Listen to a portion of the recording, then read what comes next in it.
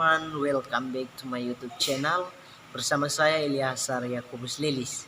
Di video kali ini saya akan mau membahas tentang kesimpulan dari 6 dimensi yang telah saya buat. Oleh karena itu, jangan kita berlambat-lambat lagi, mari kita masuk pada materinya.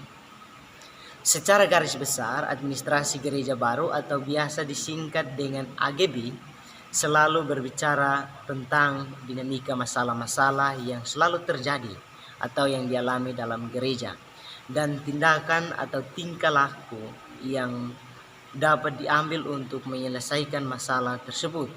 Oleh karena itu, administrasi gereja baru ini memandang dan memperbincangkan perkembangan gereja Kristen di muka bumi dari segala jurusan untuk menopang hidup rohani gereja, corak kesalehan jemaat dan organisasi.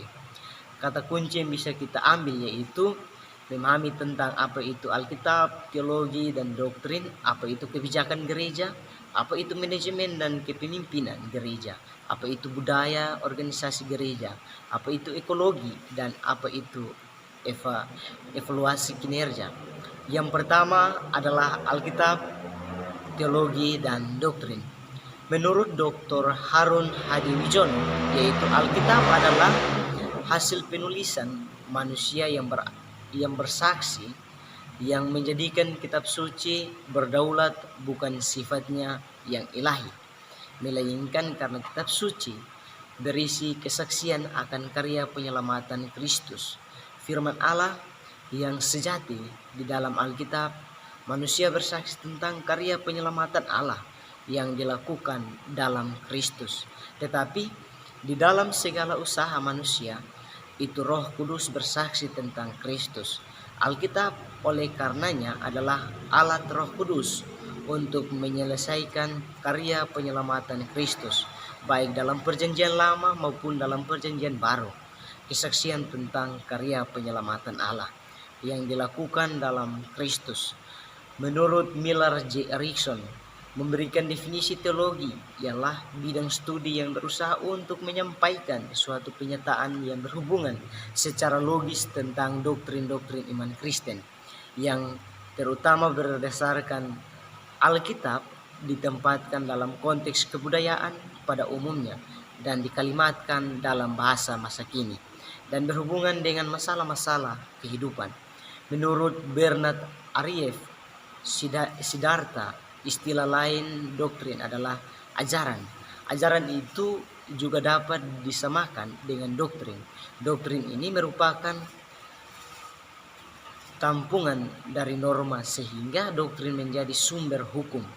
Alkitab, menurut saya atau pandangan saya tentang Alkitab, itu Alkitab adalah kertas atau buku yang berisikan firman Allah. Banyak orang menganggap bahwa Alkitab sebagai firman Allah yang diwahyukan sangat sempurna, tidak mungkin keliru. Tetapi banyak juga di antaranya yang dikutip secara tidak akurat. Para teolog juga mempunyai pandangan yang berbeda mengenai Alkitab, seperti Rudolf Bultmann berpegang pada konsep bahwa untuk mengerti secara tepat kebenaran Alkitab, seseorang harus melakukan yang namanya demitologisasi. Menurut Karl Barth adalah Alkitab berisikan firman Allah, tapi Alkitab bukan benar-benar firman Allah, karena menurut Karl Barth tidak pantas bagi Allah untuk menyampaikan Kristus yang transenden. Jadi menurut opininya Alkitab hanya mengandung kesaksian tentang Kristus. Alkitab tidak benar-benar perkataan Kristus. Teologi, secara etimologi kata teologi berasal dari bahasa Yunani yang terdiri dari dua suku kata, yaitu theos dan logos. Theos adalah ilmu dan logos adalah Allah. Jadi teologi adalah ilmu yang mempelajari tentang Allah. Dari hal ini tersebut, itu merupakan pokok yang cukup baik tentang teologi. Akan tetapi Allah umat Kristen adalah oknum yang aktif, sehingga definisi yang mula-mula itu harus diperluas untuk meliputi karya-karya Allah. Jadi teologi juga berusaha untuk memahami ciptaan Allah, khususnya manusia, secara keadaannya dan juga karya penebusan Allah dalam hubungan dengan umat manusia. Doktrin Doktrin Allah Tritunggal merupakan doktrin dalam ajaran Kristen yang seringkali menjadi bahan polemik baik di dalam lingkungan Kristen maupun di luar lingkungan Kristen, karena seringkali dianggap sebagai sesuatu yang tidak masuk akal. Allah yang dapat kita kenal adalah sebatas apa yang dinyatakan dalam Alkitab. Allah yang menyatakan dalam Alkitab adalah Allah yang Tritunggal. Inilah yang harus dipahami oleh umat Kristen. Ada hal-hal yang sepertinya kontradiksi, tetapi sebenarnya bukan kontradiksi, melainkan suatu misteri Allah yang mungkin dipahami secara sempurna dengan kemampuan manusia yang terbatas. Yang kedua, dimensi kebijakan gereja. Menurut pendapatnya Carl J. Frederick, seperti tujuan, goals, program dalam gereja bukan saja itu, tetapi secara umum keputusan, undang-undang, ketentuan-ketentuan standar, proposal, dan grand design. Materi dasar untuk dimensi kebijakan gereja yaitu yang pertama, data atau informasi. Dalam suatu organisasi gereja, di situ membutuhkan suatu data yang valid. Oleh karena dengan adanya data hanya menjadi bahan mentah untuk menjadi informasi. Data merupakan kenyataan yang menggambarkan suatu kejadian serta merupakan suatu bentuk yang masih mentah yang dapat bercerita banyak sehingga perlu diolah lebih lanjut melalui suatu model untuk memperoleh informasi. Informasi adalah data yang diolah menjadi bentuk yang lebih berarti bagi penerima. Atau informasi adalah data yang telah diklarifikasi untuk digunakan dalam pengambilan keputusan. Yang kedua, konsep atau variabel. Gereja sudah ada sejak zaman para rasul mendapat perintah dari Tuhan untuk menyebarkan kabar sukacita dan menjadikan semua bangsa muridnya. Gereja mula-mula saat itu merupakan sekumpulan orang yang percaya yang bersekutu untuk beribadah kepada Tuhan. Dengan adanya perkembangan gereja yang semakin luas pada setiap zaman, maka kemudian gereja dibagi dalam wilayah-wilayah dan tempat yang tepat untuk beribadah. Dari hal itu kemudian berkembanglah pengertian akan sebuah gereja. Berbagai pengertian dan pemaknaan tersebut sebenarnya menuju kepada esensi yang sama secara non-fisik mengenai arti gereja tersebut. Dalam perkembangannya secara fisik, orang mengenal gereja sebagai sebuah bangunan tempat umat Kristen berkumpul untuk beribadah. Yang ketiga, model. Ada beberapa model yang digunakan dalam gereja, yaitu yang pertama, gereja sebagai kerajaan. Gereja sebagai pemerintah menunjukkan sifat pemerintahan dalam gereja. Pemerintahan itu bersifat monarki absolut, maksudnya hanya ada satu raja, yaitu Kristus. Kita bisa lihat dalam Matius pasal 28 ayat yang ke-18. Yang kedua, gereja sebagai keluarga Allah. Gereja secara keseluruhan membawa umat manusia untuk berkumpul bersama sebagai keluarga Allah. Yang ketiga, gereja sebagai tubuh. Gereja sebagai tubuh menekankan hubungan di antara anggota-anggota tubuh. Kita lihat dalam Roma pasal 12 ayat 4 dan 5 dan 1 Korintus pasal 12 ayat yang ke-12. Yang keempat, gereja sebagai rumah Allah. Kita bisa lihat dalam kitab 1 Korintus pasal 3 ayat yang ke-16. Sebagai rumah Allah, gereja mengindikasikan suatu kesucian, yakni kesucian gereja sebagai rumah kesucian, karena Allah yang maha suci bertakhta dalam tempat yang suci. Karena firman Allah yang akan menjaga dan memelihara kesucian rumah Allah. Yang kelima, gereja sebagai tiang penopang kebenaran. Gereja sebagai tiang penopang kebenaran memiliki tanggung jawab untuk memberikan dan mempertahankan karena firman Allah sebagai visi dan misi yang diimplementasikan ke dalam jemaat dapat dipahami oleh setiap orang dan terwujud. Yang keempat, teori. Teori pada bagian ini dibagi dalam 4 bagian, yaitu teologi, regulasi gereja, program gereja, dan diskresi. Yang kelima, paradigma. Paradigma terbagi atas suatu realita jemaat, gereja, institut, masyarakat, bangsa, dan negara. Itu seperti suatu siklus hidup yang selalu berputar mengikuti arah. Yang ketiga, dimensi manajemen dan kepemimpinan gereja. Menurut Albert Lepowski pada tahun 1960 mempunyai pandangan bahwa administrasi digunakan dalam arti yang luas, meliputi organisasi dan manajemen.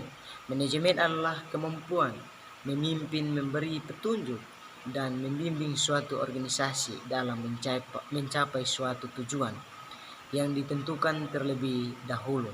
Dan menurut James A. F. Stoner, mau menjelaskan bahwa manajemen merupakan proses perencanaan, pengorganisasian, dan pemakaian sumber daya demi tercapainya tujuan perusahaan yang telah ditetapkan. Kepemimpinan gereja bukanlah pelaksanaan kekuasaan atau otoritas manusia, melainkan suatu kegiatan pelayanan yang ditujukan kepada Yesus Kristus, pemilik dan kepala gereja. Gereja ada karena panggilan untuk mewartakan kerajaan Allah di dunia. Oleh sebab itu, kepemimpinan tidak terutama berkenaan dengan penataan organisasi gereja, tetapi berkenaan dengan penata layanan gereja kepada Tuhan dan bagi dunia. Oleh karena itu, pemimpin gereja harus bertugas untuk menata organisasi gereja dengan baik, supaya pelayanan dan kesaksian kepada dunia berjalan dengan baik. Pemimpin dalam sebuah gereja adalah sarana utama yang digunakan Allah dalam menjaga orang-orang percaya supaya tetap ke arah yang benar dan mengerjakan hal yang seturut dengan kehendak Allah. Karena segala tanggung jawab yang dipercayakan Allah kepada gereja telah dipercayakannya kepada seluruh gerejanya dan anggota-anggota di dalamnya. Fungsi strategis, manajemen, dan kepemimpinan gereja.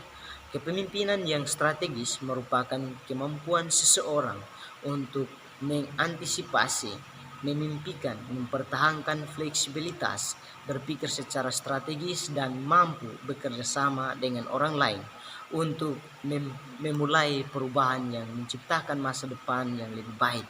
Oleh karena itu, seorang pemimpin harus cerdas membimbing setiap orang yang selalu berbicara banyak dan hasilnya sedikit, dan harus mampu mengajak orang-orang seperti itu untuk melakukan tindakan-tindakan dalam suatu lingkup organisasi. Level pengaruh kepemimpinan tingkat seseorang.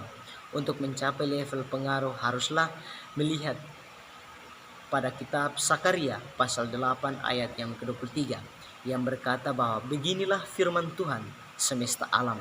Pada waktu itu 10 orang dari berbagai bangsa dan bahasa akan memegang puncak jubah seorang Yahudi dengan berkata, kami mau pergi menyertai kamu, sebab telah kami dengar bahwa Allah menyertai kamu. Dan pada kitab Ulangan pasal 34 ayat yang ke-9 yang berkata bahwa dan Yosua bin Nun penuh dengan roh kebijaksanaan, sebab Musa telah meletakkan tangannya ke atasnya. Sebab itu orang Israel mendengarkan dia dan melakukan seperti yang diperintahkan Tuhan kepada Musa. Menata di lembah gereja, jangan berpikir bahwa kita sedang gembalakan orang-orang yang selalu menurut, tetapi ketika kita dalam jemaat, kita memimpin orang-orang yang seperti serigala berbulu domba. Oleh karena itu, dibutuhkan pemimpin yang lebih mengandalkan Tuhan dalam setiap proses dan mencari jalan keluar yang terbaik. Manajemen atau kepemimpinan berbasis kompetensi karunia.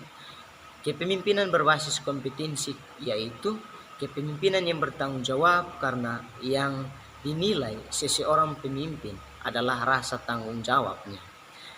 Mempunyai jiwa kepemimpinan yang kuat karena menjadi seorang pemimpin itu tidak mudah. Banyak sekali hal-hal yang harus dicoba.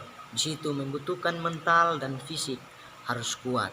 Dan seorang pemimpin juga membutuhkan kejujuran karena seorang pemimpin diwajibkan untuk jujur karena seorang pemimpin adalah memberi contoh bagi orang lain.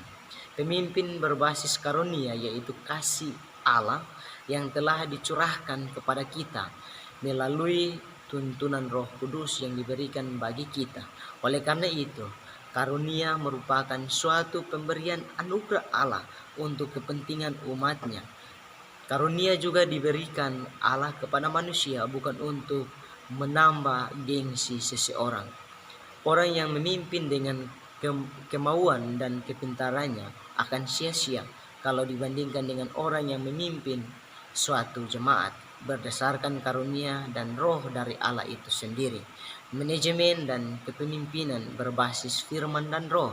Kita dapat melihat dari kitab-kitab yang berisi tentang kepemimpinan yang berbasis firman dan roh, yaitu dari kitab Yohanes pasal 15 ayat yang ke-7 yang menyatakan bahwa jikalau kamu tinggal di dalam aku dan firmanku tinggal di dalam kamu, kamu minta apa saja yang kamu kehendaki dan kamu akan menerimanya. Yang keempat, dimensi budaya organisasi. Menurut Vijay Sathe yang menyatakan bahwa keberhasilan sebuah organisasi itu ditentukan bila organisasi atau komunitas tersebut dapat membentuk identitas, struktur atau sistem kepemimpinan dan budaya secara sinergis. Dimensi organisasi gereja kita bisa samakan seperti anatomi tubuh. Gereja sebagai kepala dan anggota-anggota tubuhnya adalah jemaat. Contohnya seperti tubuh. Manusia memiliki mata, hidung, tangan, dan kaki. Definisi dimensi organisasi gereja. Organisasi sama dengan organ. Nah, di dalam organ ada alat yang mempunyai tugas tertentu di dalam tubuh. Organisasi sama dengan kesatuan dari alat-alat atau tugas-tugas. Contohnya seperti mata fungsinya untuk melihat suatu realita yang terjadi. Hidung fungsinya untuk mencium bau makanan yang dicium oleh hidung. Tangan fungsinya untuk memegang atau meraba dan fungsi kaki untuk berjalan. Organisasi gereja merupakan kumpulan orang atau jemaat yang menghimpunkan diri untuk maksud mengalami pelaksanaan tugas panggilan atau misi gereja secara terbatas. Patologi organisasi gereja dalam bagian ini terbagi atas 4 bagian, yaitu bias pengangkatan jabatan gereja yang tidak berdasarkan kompetensi karunia. Artinya bahwa setiap karunia yang kita dapatkan kita harus tingkatkan. Seperti yang bisa menyanyi harus tingkatkan karunianya, tetapi kalau yang tidak bisa menyanyi, jangan paksakan diri untuk menyanyi karena mungkin itu bukan karuniamu. Bias otoritas posisi versus otoritas fungsi. Artinya bahwa seseorang memiliki jabatan tertinggi dalam suatu organisasi, itu harus menjalankan perintahnya seturut dengan fungsinya. Bias budaya organisasi, bias kesadaran sebagai organisasi sosial spiritual. Aspek dimensi organisasi gereja. Ada 5 hal yang terkandung dalam dimensi organisasi gereja, yaitu aspek roh sebagai keutamaan dalam menata kehidupan bergereja, aspek pembagian kuasa bukan kekuasaan untuk mengerjakan sesuatu oleh roh. Kita bisa lihat dalam 1 Korintus pasal 12 ayat yang ke-10. Aspek fungsi sistematika tak terpisahkan. Sebagaimana maksud pemberian Allah yang terambil dalam kitab 1 Korintus pasal 12 ayat yang ke-18. Aspek ketergantungan satu dengan yang lain. Kita bisa lihat dalam 1 Korintus pasal 12 ayat ke-21 dan ayat yang ke-26. Aspek penetapan otoritas posisi atau jabatan dan fungsi yang melekat. Kita bisa lihat dalam 1 Korintus pasal 12 ayat yang ke-28. Dimensi organisasi gereja berangkat dari nats firman Tuhan dari 1 Petrus pasal 4 ayat yang ke-10 yang berbunyi demikian, layanilah seorang akan yang lain sesuai dengan karunia yang telah diperoleh tiap-tiap orang sebagai pengurus yang baik dari kasih karunia Allah. Artinya bahwa kita mempergunakan karunia atau talenta yang Tuhan berikan kepada kita. Jangan kita mendominasikan talenta yang Tuhan berikan. Contohnya kalau mau kuliah ya fokus pada kuliah, jangan fokus pada hal yang lain. Budaya organisasi gereja adalah merupakan pikiran atau ide yang mewujudkan dalam kerangka pikir, rasa, teologi, dan termanifestasikan dalam sikap atau tindakan institusi jemaat. Jadi ketika kita berbicara tentang budaya, maka terjadi kontradiksi budaya-budaya dan adat. Budaya berbicara tentang kebiasaan, sikap adat itu bersifat mendarah daging turun-temurun. Dalam budaya terkandung nilai-nilai budaya yang harus dijaga serta dianggap bermakna bagi individu maupun dalam berkelompok. Penelitian terhadap nilai-nilai budaya menjadi hal yang sangat dibutuhkan ketika kita mencoba memahami budaya organisasi gereja. Dimensi organisasi transformasi budaya. Organisasi gereja, setiap institut memiliki budaya masing-masing. Bagaimana sebuah transformasi dapat dilakukan? Transformasi budaya organisasi dapat dikatakan bahwa gereja melakukan sebuah revolusi atau perubahan dari waktu ke waktu. Perangkat budaya gereja dan iklim budaya. Perangkat budaya gereja ada 4 bagian, yaitu nilai, norma, perilaku, dan asumsi. Iklim budaya gereja ada 2 bagian, yaitu persepsi umat dan persepsi presbiter. Dari perangkat budaya gereja dan iklim budaya gereja yang bisa menyatukan 2 hal tersebut, yaitu shalom Allah, karena ada damai sejahtera di tengah-tengah kondisi tersebut. Yang kelima, dimensi ekologi gereja. Menurut Ernst Haeckel pada tahun 1866, ekologi adalah ilmu komprehensif yang mempelajari hubungan antara organisme dan lingkungannya. Dalam kepublikan gereja, dimensi ini membahas tentang ekologi yang ada di dalam gereja, bukan membahas tentang fenomena-fenomena yang terjadi pada alam. Apa yang selalu mengitari kehidupan gereja? Gereja pada dasarnya atau posisinya tidak ada dalam organisasi pemerintahan, tetapi ada kaitan yang bersinambungan satu dengan yang lain. Oleh karena itu, ketika kita mencoba untuk mendefinisikan gereja, orang belajar dari kacamata dimensi administrasi gereja baru akan melihat dalam pembentukan kelompok-kelompok yang terbentuk, yaitu yang pertama hukum, kedua politik, ketiga ekonomi, keempat ICTS, kelima budaya, dan yang keenam sosial. Dengan demikian, pada pembahasan kita kali ini kita akan fokus pada 2 titik, yaitu politik dan ICTS. Yang pertama, politik. Politik itu adalah instrumen untuk mengatur ketentraman dalam hidup bersama. Oleh karena itu, ketika kita memandang politik dari suatu sisi, bahwa politik itu bukan sesuatu yang buruk bila dipahami sebagai anugerah Allah. Demikian politik yang bersumber dari Allah dan bertujuan untuk mendatangkan kebaikan bagi jemaat. Jadi, setiap orang Kristen yang percaya kepada Yesus melihat keterlibatan dalam politik sebagai bentuk pelayanan kepada Allah. Adanya panggilan sebagai politikus Kristen, di mana menempatkan diri dipakai Allah sebagai penerima kekuasaan. Kehadirannya di pemerintahan itu mewujudkan kerinduan Allah dalam menyatakan Injil. Politik terbentuk dalam 3 paradigma ekologi. Administrasi gereja yang selalu nampak dalam diri kita, yaitu paradigma. Yang pertama, paradigma tertutup atau closed system.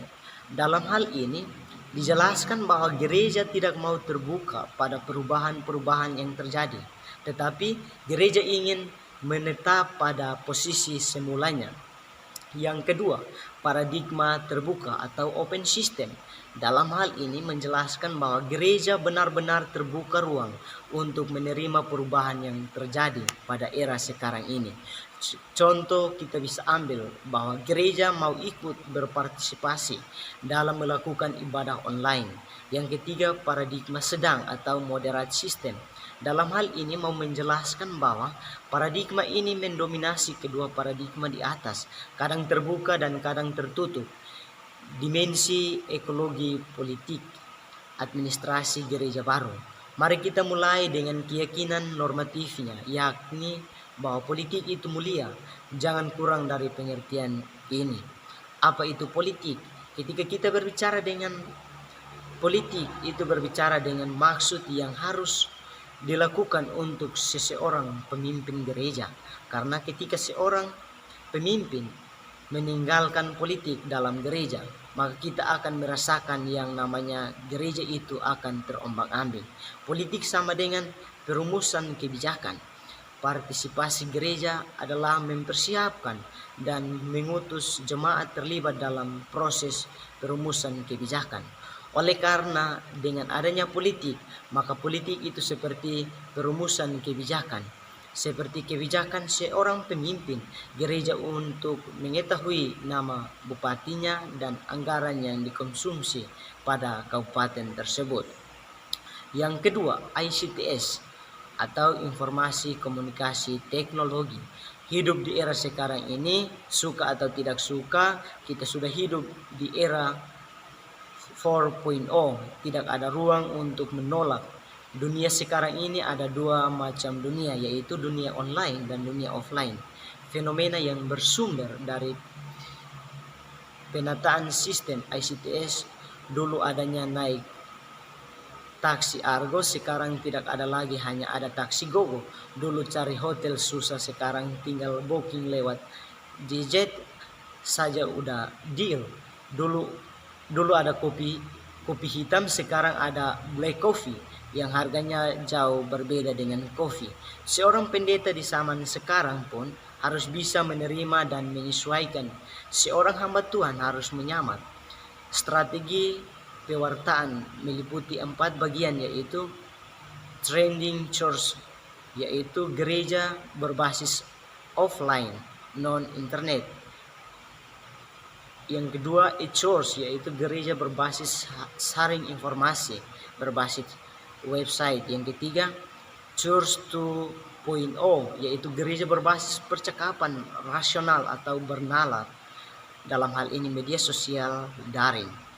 Yang ketiga, 3.0, yaitu gereja berbasis pesan atau multi perspektif non diskursif, gereja dan lagu, dalam hal ini media sosial. Yang keenam, dimensi evaluasi kinerja, 6 dimensi AGB. Menurut pendapatnya Donald L. Wong, pengertian evaluasi adalah suatu langkah terakhir dalam proses pembuatan suatu keputusan.